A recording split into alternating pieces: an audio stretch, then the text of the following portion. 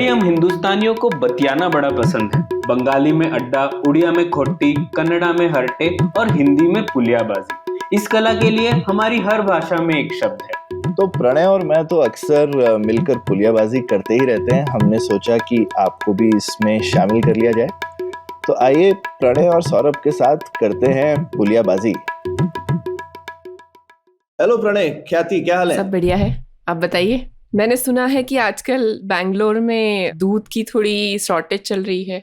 हाँ, लोग एकदम हाहाकार मचा रहे हैं। मतलब इतने सालों में मैंने कभी ऐसा सुना नहीं कि। और कर्नाटका में बहुत अच्छा इकोसिस्टम है, क्योंकि वो यहाँ की कोऑपरेटिव है जो नंदिनी बहुत ही अच्छा काम करती है, तो उसकी वजह से बहुत बढ़िया दूध मिलता है यहाँ पे। और मतलब अनलाइक काफी बाकी स्टेट्स के गाय का दूध मिलता है। ऐसा नहीं है कि सिर्फ भैंस का दूध मिलता है कर्नाटका में। तो ये स्टेट है जहाँ पर फार्मर्स भी यूजुअली खुश रहते थे गाय के दूध से। गाय का दूध प्रोड्यूस करते हैं खूब, और कंज्यूमर्स को भी कभी कमी नहीं होती। बहुत ही प्रोग्रेसिव कोऑपरेटिव है, कलेक्शन पॉइंट्स बहुत अच्छे हैं, फार्मर्स को पैसा अच्छा मिलता है, सरकार थोड़ी सब्सिडी भी देती है आई थिंक हर लीटर के ऊपर में। प्लस खूब सारे कियोस्क्स हैं, वैल्यू एडिड प्रोडक्ट्स बहुत अच्छे हैं। अगर आपने उनके फ्लेवर्ड मिल्क हो, चाहे उनका वो खोया वगैरह हो, बड़ा टेस्टी चीजें बनाते हैं दूध की ये लोग। लेकिन कुछ पिछले टाइम से दूध मिलना कम हो गया या बंद हो गया है, तो लोगों को समझ नहीं आ रहा कि अभी क्या करें। ये सब तो एकदम बढ़िया से चल रहा था। तो यहाँ पर ऑब्वियसली हम लोग काफी बार डिस्कस करते रहते हैं कि गवर्नमेंट के इंटरवेंशन के लोगों को जब तक सब चलता रहता है तब तक बढ़िया है, पर जब नहीं चलता है तो फिर समझ में आता है कि कहाँ कहाँ खामी है। तो आज इसी बात पर डिस्कस करते हैं। प्रणय, तुमने लिखा भी है इस विषय पे, तो ये कहाँ गड़बड़ हो गई है और कहाँ हम फंस गए हैं दूध की शॉर्टेज में? ये मुझे तो बड़ा दिलचस्प लगा, क्योंकि ये सारी चीजें मैं ढूंढते रहता हूँ कि कुछ मिल जाए तो पता पड़े, नई चीज सीखने को मिले। तो जब ये शॉर्टेज हुई तो मैं हर अखबार में पढ़ रहा था कि क्या न्यूज आ रही है इस बारे में। तो उस दौरान मुझे पता पड़ा कि इसका क्या माजरा है, तो उसके ऊपर चर्चा करता है। लेकिन मुख्य मुद्दा यही है सौरभ और ख्याति, जैसा हम लोग कई बार बात कर चुके हैं कि जैसे जो कीमत प्रणाली होती है, प्राइस सिस्टम, एक विकेंद्रित तालमेल का तंत्र होता है ना, डिसेंट्रलाइज्ड कोऑर्डिनेशन मैकेनिज्म जिसे कहते हैं। तो मतलब इसका अर्थ यही है कि अगर कीमत किसी चीज की ज्यादा हो जाती है, मतलब जो अपनी मांग है उसको, वो सिग्नल है कि अपनी मांग को थोड़ा भाई कंट्रोल में करो, और क्योंकि आपको ज्यादा पे करना पड़ेगा आप ऑटोमेटिकली कम कर दोगे अपनी डिमांड। और साथ ही साथ वो एक सिग्नल है उत्पादक के लिए, प्रोड्यूसर के लिए, कि अपना प्रोडक्शन बढ़ाओ क्योंकि आपको ज्यादा फायदा होगा, प्रॉफिट होगा। तो ये इस तरीके से प्राइस जब बढ़ेगी तो एक अलग सिग्नल रहता है डिमांड बेस पे, सप्लाई बेस पे, और साथ ही अगर प्राइस कम होगी तो फिर से एक अलग सिग्नल जाता है। तो इस तरीके से सिस्टम इक्विलिब्रियम में आते रहता है, और यही इसे कहते हैं हम लोग प्राइस सिस्टम। और इसके ऊपर हायक का एक बहुत फेमस ऐसे है जिसको हम लोग ने कई बार डिस्कस किया है, the use of knowledge in society. तो ये बड़ा एब्स्ट्रैक्ट तौर पे हमें पता है कि प्राइस सिस्टम को जब हम छेड़छाड़ करते हैं तो गड़बड़ चीजें होने लगती है। लेकिन उसको प्रैक्टिकल तौर पे देखना है तो ये जो आपने दूध वाला एग्जांपल दिया, उससे मुझे लगा कई सारे वो जो लेसन्स है वो एकदम उजागर हो जाते हैं। वही एक मेन मुद्दा है इसमें। और दूसरा एक और लेसन ये भी है कि सरकार के आते ही जो एक कुछ छोटी से छोटी चीजें जो या तो विकेंद्रित तौर पे या फिर आम तौर पे हो जाती है, वो सडनली मतलब एक मुद्दा बन जाती है, राजनीतिक मुद्दा या पॉलिटिकल मुद्दा, और फिर उसको सुलझाना बहुत ही पेचीदा हो जाता है। तो ये भी एक लेसन है, इसमें पता पड़ता है हमें। बिल्कुल, खासकर यहाँ पे तो दिखता है ना कि इसमें कि भाई दूध के दाम बढ़े तो किसानों का फायदा है, लेकिन जो कंज्यूमर है वो चाहते हैं कि भाई दूध सस्ता रहे। अब भाई सरकार को बीच में जो है आपने बिचौलिए के तौर पे रख दिया, तो अब सरकार को तो बड़ा डेंजरस है भाई, दोनों तरफ से वोट है। अब वो सिर्फ दाम बढ़ाए कि घटाए, और फिर आप ये उल्टी सीधी चीज करते हो, नहीं हम दाम भी कम रखेंगे और उधर दाम ज्यादा भी देंगे तो बीच में सब्सिडी देनी पड़ेगी, है ना। तो फिर आपने जो प्राइस है उसको उस आइटम से डीलिंक कर दिया, तो फिर अब आपका सिग्नल लूज हो गया, जो कि हायक का मेन चीज है कि भाई प्राइस जो है वो एक सिग्नल है। तो अगर प्राइस का सिग्नल जो है लोगों को बताता है कि क्या करना है, अगर महंगा है तो मेरे उपभोक्ता को भी ये बताता है कि भाई आप उसको भाई जरा समझ बूझ के यूज कीजिए। अगर मान लीजिए केसर और दालचीनी एक ही दाम पे मिल रही हो तो आप गड़बड़ होने लगेगी ना आपके कंजम्पशन में। तो ऐसा तो नहीं होता है, दोनों की अलग अलग कीमत होती है, इसीलिए आप उसको अलग तरह से यूज करते हैं, या नमक और काली मिर्च को अलग तरह से यूज करते हैं ना खाने में। तो अब आप दूध और पनीर को एक ही तरह से यूज करेंगे तो कैसे चलेगा? तो प्राइस एक सिग्नल होता है हमको, हम खुद उससे अडेप्ट करते हैं, और वो प्रोड्यूसर के लिए भी सिग्नल है। जो वो पैदा कर रहा है भाई, उसको अगर दाम मिल रहा है तो वो उसको बनाएगा, नहीं मिल रहा है तो नहीं बनाएगा। तो ये जरा ये यहाँ पे गड़बड़ हो गई है थोड़ी सी। तो हाँ, आप कुछ कह रही थी? तो मैं ये कह रही थी कि हाँ, तो मार्केट की यही खूबी है ना कि मार्केट को हम हमेशा ये बोलते हैं कि मार्केट में कोई एक संचालन नहीं कर रहा ना, कोई एक सेंट्रलाइज्ड अथॉरिटी नहीं है जो आइडियली एक मार्केट का जो संचालन वो नहीं कर रहा है। और इतने सारे लोग उसको एक दूसरे के साथ कोऑर्डिनेट कैसे करते हैं, क्योंकि ये प्राइस को सिग्नल की तरह काम करने दिया जाता है। तभी अब जब हम उस प्राइस के साथ छेड़छाड़ या चेंज करते हैं, जैसे कि गवर्नमेंट इंटरवेंशन से भी होता है, तो तभी वो सिग्नल सही काम नहीं करता, इसलिए लोगों को उस प्रकार के सही सिग्नल नहीं मिलते, और फिर वो कोऑर्डिनेशन जो अच्छे से चल रहा होता है वो कहीं पे ब्रेक डाउन होने का चांस रहता है। ऐसे ही हम सामान्य भाषा में समझ सकते हैं एक तरीके से। हाँ हाँ हाँ। और सौरभ, जैसा आप कह रहे थे कि कंट्रोल तो हर देश में है शायद मिल्क प्राइसेस पे, पर ज्यादातर कंट्रोल जो है वो मतलब अपनी डोमेस्टिक डेयरी इंडस्ट्री को बचाने के दृष्टिकोण से है। तो या तो सब्सिडी देती है, यूएस में सब्सिडी देती है गवर्नमेंट अपनी डेयरी इंडस्ट्री को, या फिर कनाडा में एक मिनिमम सपोर्ट प्राइस होता है जैसे एमएसपी होता है इंडिया में भी। लेकिन भारत में थोड़ा माजरा अलग है। एमएसपी तो है ही, मतलब इसमें घी बटर वगैरह पर रहता है, लेकिन उसके साथ साथ हम लोगों के पास एक मतलब प्राइस फ्लोर के अलावा प्राइस सीलिंग भी है, तो जिसे प्राइस कैप कहते हैं हम लोग, क्योंकि वो आता है वो आवश्यक वस्तु एक्ट, एसेंशियल कमोडिटी एक्ट 1955 के तहत, तो वो भी है। और उस लॉ के तहत मतलब सरकार को पूरी खुली छूट है कि वो प्रोडक्शन, सप्लाई, वितरण सबको रेगुलेट कर सकती है। तो उस मामले में भारत में थोड़ा यूनिक सिचुएशन हो जाती है। और भी देश होंगे ऐसे, लेकिन ऐसा कम ही होता है कि आप सब तरीके से कंट्रोल करने की कोशिश कर रहे हो इस सिस्टम को। आप सिर्फ प्राइस सपोर्ट नहीं दे रहे हो, सब कुछ करने की कोशिश कर रहे हो। बिल्कुल। तो आई मीन तो वो हायक का तो एकदम आइडियल है कि एकदम ही फ्री हो, और कोई रियलिस्टिक मार्केट ऐसी शायद नहीं होती है।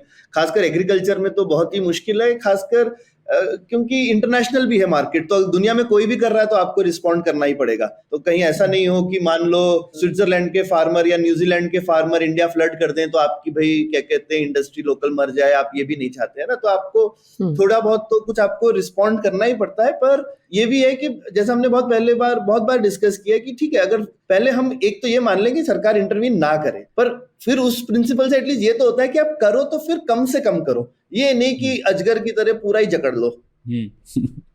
हाँ। पर ये एसेंशियल कमोडिटीज एक्ट का भी तो है ना, कि क्योंकि दूध मतलब हम वैसे थोड़ा सा हमारे घरों में रहता है कि सब एक एकदम एसेंशियल चीज मानते हैं कि दूध के बिना तो नहीं चलेगा। और लोगों को लगता है कि अगर कोई कैप नहीं रखा गया तो फिर एक प्रकार का मतलब अगर कम हुई सप्लाई तो बहुत ही प्राइस बढ़ा देंगे। थोड़ी हमारे यहाँ पे तो वो भी होती है ना कि होर्डिंग होती है जानबूझ के, ताकि हालांकि दूध में क्या ही होर्डिंग करेगा, उसको तो बेचना ही पड़ेगा ना टाइम पे, तो मतलब या तो फिर कुछ। हाँ, तो दूध में तो मेरे को लगता है कि दूध एकदम एक ऐसी चीज है, अगर आप चाहते हैं सबको मिले तो कम कंट्रोल करो। हाँ, क्योंकि वो तो खुद ही जल्दी यूज करने वाली चीज है। हाँ, और वो उसको होर्डिंग कर नहीं सकते हो। इनफैक्ट दूध में तो कोई खतरा नहीं है, आप होर्डिंग ज्यादा कर नहीं सकते, कोल्ड स्टोरेज बहुत महंगे होते हैं, तो आपको बेचना तो पड़ेगा ही ना। आप तो इनफैक्ट चाहते हो कि सप्लाई खूब रहे, लोग एनकरेज हो इसमें करने के लिए, सरकार को इंटरवीन करना ही है। तो भाई अभी एक रीजन इसमें शायद प्रणय आगे बताएगा, पर एक दो रीजन ये है कि अभी मवेशियों में बीमारियां भी आई हैं जिसको हमने ठीक से कंट्रोल नहीं किया है। तो दो तीन चीजें एक साथ हो गई हैं, हमारे लाइव स्टॉक में कुछ बीमारियां आई हैं, प्लस जो फीड स्टॉक है, फीड जो उनका फीडिंग का इनपुट है वो बहुत महंगा हो गया अचानक से, तो वो भी एक कारण आया है। नॉर्मल इन्फ्लेशन भी तो ज्यादा है ना, तो अभी दूध डेयरी रखना भी वायबल नहीं है। तो ये जो चीजें हैं, इन चीजों में सरकार कभी कभी इंटरवीन कर सकती है कि भाई आप ऐसी चीजें कीजिए जो कि पब्लिक गुड है। तो जैसे बीमारी रोकना तो पब्लिक गुड है ना, वैक्सीनेशन वगैरह आप ठीक से कर सकते हैं, आप डिजीज मॉनिटरिंग कर सकते हैं, और इसमें सरकार का अच्छा रोल है। पर अगेन हमने जैसा डिस्कस किया, अगर सरकार 100 चीज करेगी तो 100 की 100 बेकार तरह से करेगी ना, जो 2 चीज उसको करनी चाहिए वो ठीक से नहीं कर रही है। हाँ, और ख्याति, जो लोग ये सोचते हैं कि मतलब प्राइस कैप के होने से उन्हें सप्लाई मिल रही है, उनको ये भी ध्यान रखना चाहिए कि जो शॉर्टेजेस है वो सब रेगुलेटेड और हेवीली रेगुलेटेड इकोनॉमीज में ही होती है। तो अपने पास चॉइस ये है, या तो आप मार्केट को एक्ट करने दीजिए और कीमत बढ़ जाएगी, लेकिन ठीक है, तो आपको अपनी कंजम्पशन कम करनी पड़ेगी, लेकिन वो मार्केट में रहेगी चीज। और दूसरा ऑप्शन है कि वो शॉर्टेज है, वो मिलेगी ही नहीं आपको, और स्पेशली गरीब व्यक्ति को तो और भी नहीं मिलेगी, क्योंकि अमीर व्यक्ति तो ढूंढ लेगा कोई ना कोई चीज।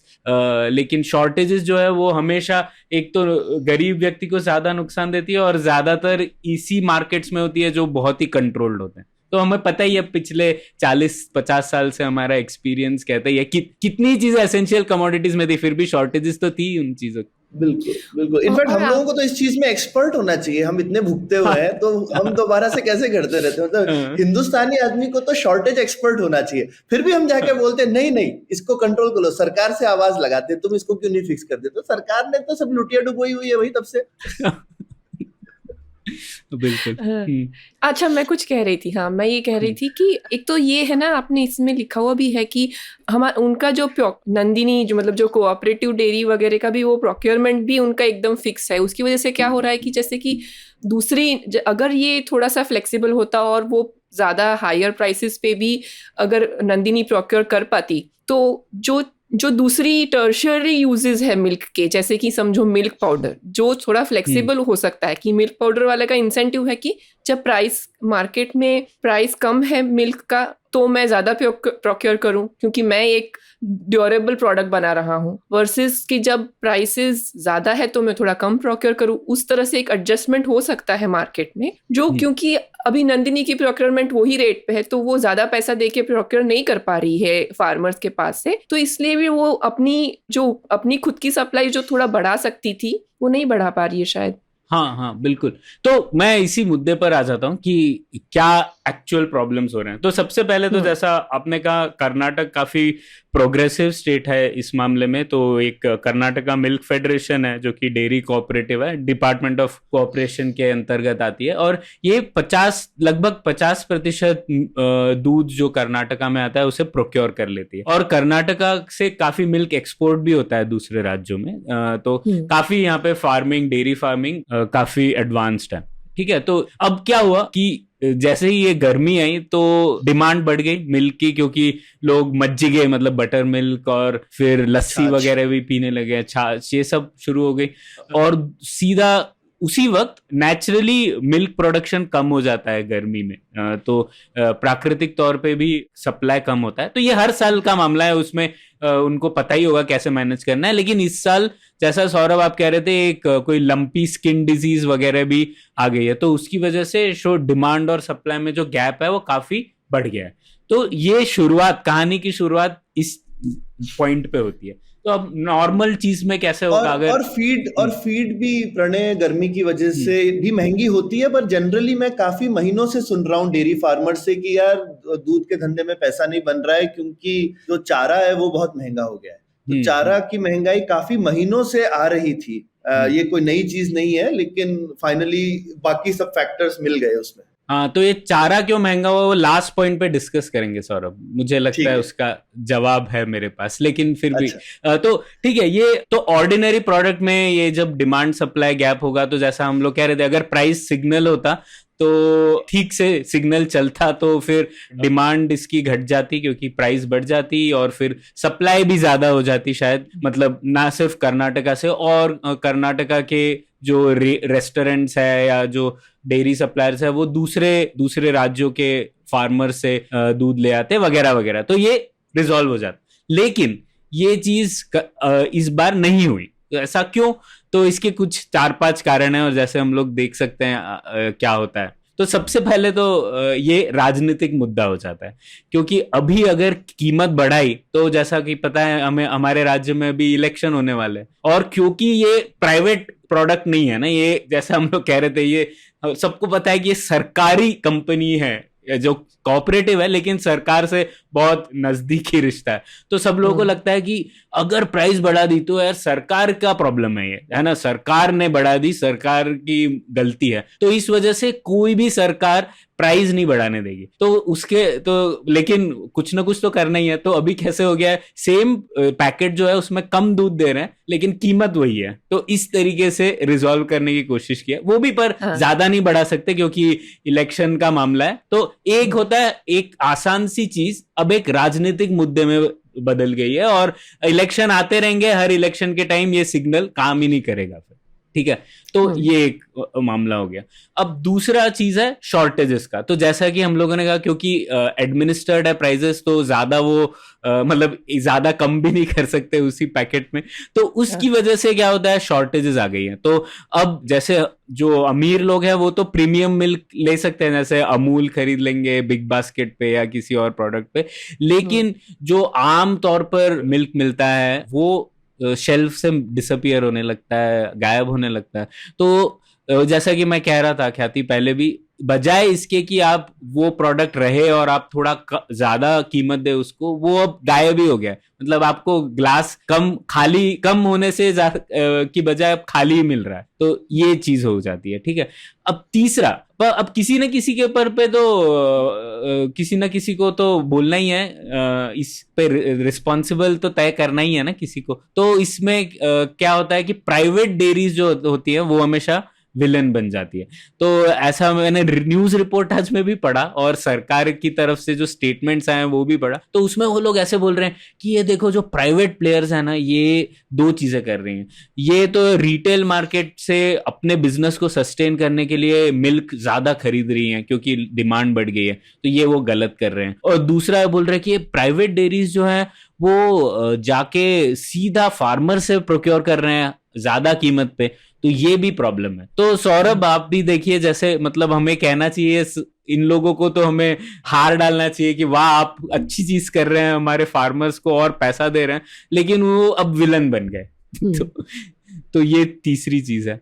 और चौथी चीज है अभी अंतर। इसमें मैं एक चीज जोड़ूंगा प्रणय कि भाई यूजुअली कोऑपरेटिव फार्मर्स का कोऑपरेटिव है, तो वो पॉलिटिकल इंटरफेरेंस से भाई फार्मर्स ने कोऑपरेटिव बनाया अपने लिए ना, तो उसका कोऑपरेटिव की पहली जिम्मेदारी है किसानों का इंटरेस्ट देखना, है ना, क्योंकि वो उन्हीं का कोऑपरेटिव है, इसीलिए बनाया ही है कि भाई सरकार पर सरकारी दखल अंदाजी और सारे कोऑपरेटिव्स में पॉलिटिकल कंट्रोल तो होता ही है, और उसके प्रैक्टिकल रीजन भी है। क्योंकि मैंने गाँव वगैरह में देखा है, आप जाकर के ट्राई करेंगे अगर खुद से कोऑपरेटिव बनाने का, तो जान माल का दोनों का खतरा है भाई आपको। तो आपको एक पॉलिटिकल हेफ्ट चाहिए होती है कोऑपरेटिव बनाने के लिए, पर अब वो होने से जो एक मकसद है वो किसान को, तो वो किसान का भला तो नहीं हो रहा फाइनली ना। किसान का भला किसमें है कि उसको अच्छी प्राइस मिले, है ना। ये इसमें बीच में कंज्यूमर और ये बैलेंस करने का जो वोट कहाँ से आ गया बीच में, है ना। ये तो कमर्शियल ऑर्गेनाइजेशन होनी चाहिए थी। सौरभ और ख्याति, ये वही मामला हो गया जो हम लोगों ने एग्रीकल्चर वाले एपिसोड में बात की थी ना। मतलब जो फार्मर है वो इफेक्टिवली एम्प्लॉयर हो गया है गवर्नमेंट का, वैसे ही यहाँ पर भी हाँ एम्प्लॉई हो गया है, वैसे ही चीज यहाँ पर भी हो जाती है अगर इतना गवर्नमेंट कंट्रोल। तो फिर हम लोग लो लेवल इक्विलिब्रियम पर ही रहते हैं कि ठीक है वो प्राइस कंट्रोल करेंगे। हाँ, पर यार पर एम्प्लॉय नहीं, मतलब बंधुआ मजदूर, तुम ज्यादा में किसी और को बेच भी नहीं सकते, तुमको मुझे ही बेचना पड़ेगा। ये तो एम्प्लॉय से बदतर है ना भाई। एम्प्लॉय के पास तो फ्रीडम रहता है कि मैं यहाँ नहीं वहां काम कर सकता हूँ जहाँ पगार ज्यादा मिलेगी, पर ये तो बंधुआ मजदूरी है भाई कि आपको मेरे को ही बेचना है, इसी दाम पे बेचना है, तो सरकार बंधुआ मजदूरी करवा रही है, ये तो गलत बात है ना। हाँ हाँ बिल्कुल। हाँ तो ये हाँ, इसलिए वो जाके दूसरों को बेच रहे हैं ना, जो जहाँ पॉसिबल हो पा रहा है तो वो बेच रहे हैं क्योंकि वहाँ कोई बेहतर दाम दे रहा है उन्हें। पर गाली मिल रही है उसके लिए उन्हें, मैं ये कह रहा हूँ। हाँ वो तो खैर हाँ एग्जैक्टली, मतलब अपना काम करने की गाली मिल रही है कि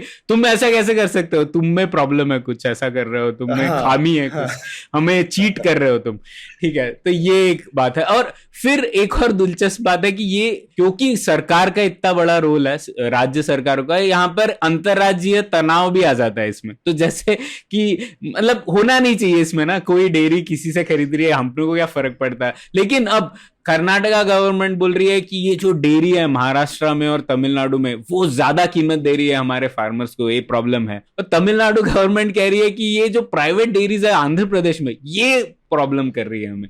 तो मतलब आप देखिए किस तरीके से एक छोटा मामला एक पेचीदगी कितनी बढ़ गई है इसमें। मतलब इसमें कहां से अंतरराज्यीय टेंशन कहां से आ गई इसमें, पर ठीक है वो हो जाता है। और आखिरी बात जिसमें ऐसे जो आ गई है यहाँ पे अमूल जो है वो कर्नाटका में बेचना चाहती है अभी, क्योंकि इस शॉर्टेज का फायदा उठा, तो उसके भी अपोजिशन हो रहा है। तो यहाँ की जो मिल्क फेडरेशन में बोल रही है कि देखियो ये कोऑपरेटिव्स के बीच में एक अंडरस्टैंडिंग है कि वो एक दूसरे से कॉम्पीट नहीं करेंगे, और ये कैसे हो सकता है। अब फिर से ये कहाँ से बात आ गई भाई कि कंपटीशन नहीं चलना चाहिए।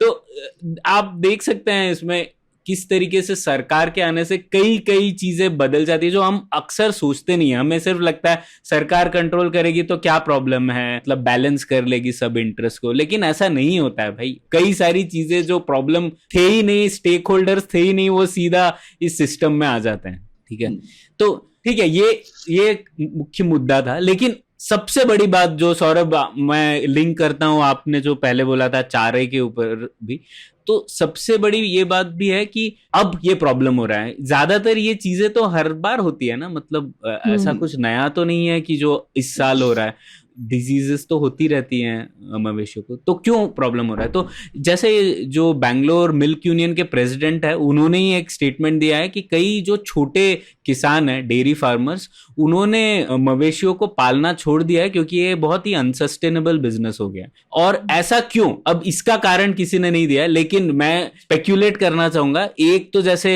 हमारे राज्य में कई बार ये हो रहा है, अटैक हो रहा है, जो लोग ट्रांसपोर्ट कर रहे हैं मवेशियों को वगैरह वगैरह पे, तो उस वजह से कई लोग ऐसे भी होंगे जो बिजनेस छोड़ के जा रहे होंगे। मतलब इंसेंटिव कितना रिस्की हो गया है ये चीज को करना, है ना।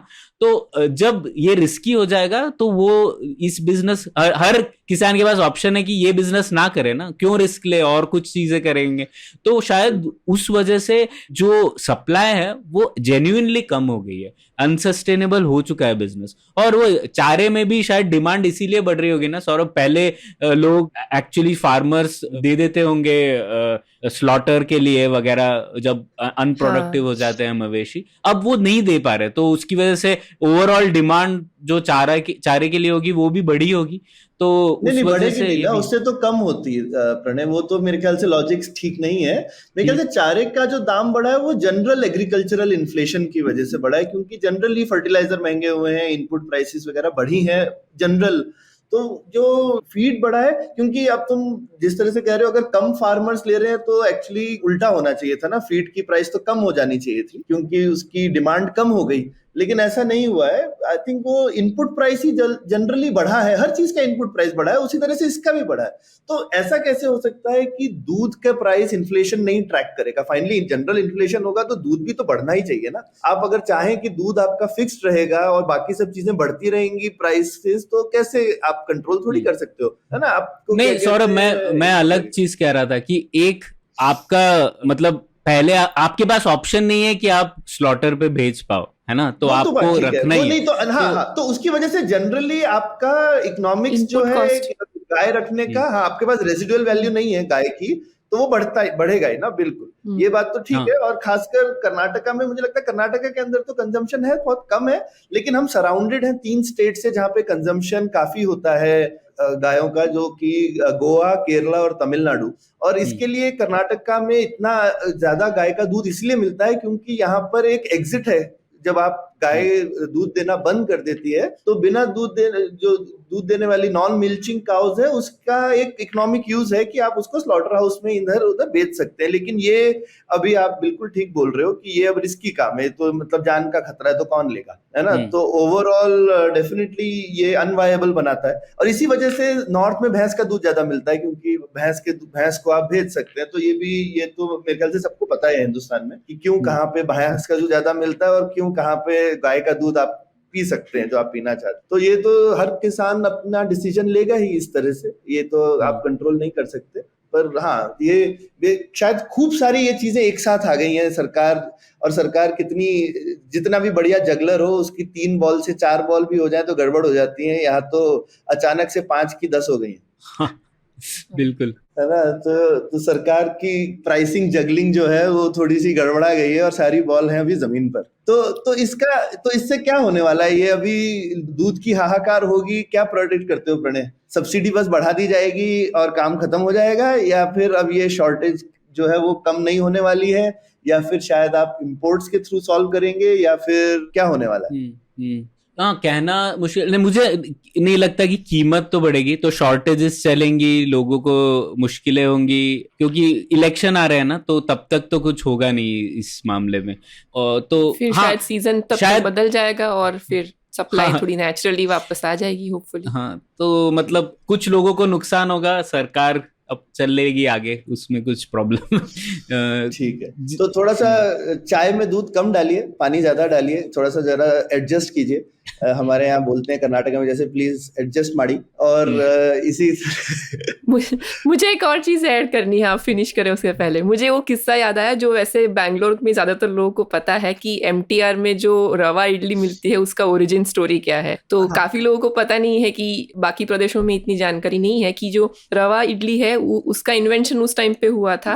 आई थिंक वर्ल्ड वॉर 2 के दौरान राइस की काफी कमी थी और उस वक्त राइस के प्राइसेस बहुत ज्यादा हो गए थे, लेकिन जो एमटीआर के जो मालिक थे उन्होंने बोला कि नहीं, मैं चाहता हूं कि मैं मतलब थोड़े कम्पिटिटिव प्राइसेस पे ही अच्छी क्वालिटी का इडली दूं, तो कैसे दूं। तो उन्होंने थोड़ा अपना दिमाग लगाया और उन्होंने इनोवेशन किया और उन्होंने रवा में से, जो रवा तो व्हीट में से बनता है, इसलिए रवा इडली बनाई और तो हम आज उसकी वजह से एंजॉय कर पाते एक और वेरिएटी ऑफ इडली। तो वही है कि तो हो सकता है ये शॉर्टेज में से कुछ इनोवेशन निकले। तो वही, अगर सरकार शायद इन्वॉल्व नहीं हो तो लोग ऑब्वियसली लोग रिस्पॉन्ड करते हैं, लोग क्रिएटिव हैं, मेरे ख्याल से लोगों को पता है क्या करना है। अगर सरकारी दखलंदाजी कम हो तो लोग फार्मर वगैरह सब आपस में कर लेंगे सेटिंग। तो हमारे सुनने वाले बताएं आपको क्या लगता है, दूध, आपको सरकार से दूध सप्लाई करो स्कीम चाहिए कि दूध में से सरकार निकालो स्कीम चाहिए? तो आप अपने सुझाव और अपने पॉइंट ऑफ व्यू हमको बताइए जरूर, ट्विटर पे ईमेल कीजिए हमको, और इसी तरह से जारी रहेगी Puliyabaazi. Thank you. Thank you. Thank you. उम्मीद है आपको भी मजा आया। यह पॉडकास्ट संभव हो पाया है तक्षशिला इंस्टीट्यूशन के सपोर्ट के कारण। तक्षशिला पब्लिक पॉलिसी में शिक्षा और अनुसंधान के लिए स्थापित एक स्वतंत्र संस्था है। आप दुनिया के किसी भी कोने में हो, आपकी उम्र कुछ भी हो, अगर आप पब्लिक पॉलिसी, विदेश नीति या टेक्नोलॉजी गवर्नेंस में रुचि रखते हैं तो तक्षशिला की वेबसाइट takshashila.org.in पर उनके कोर्सेज को जरूर चेक कीजिए। और अगर आप पुलियाबाजी में शामिल होना चाहते हैं तो हमसे कनेक्ट कीजिए puliyabazi@gmail.com पर या फिर @puliyabazi ट्विटर पर। शुक्रिया।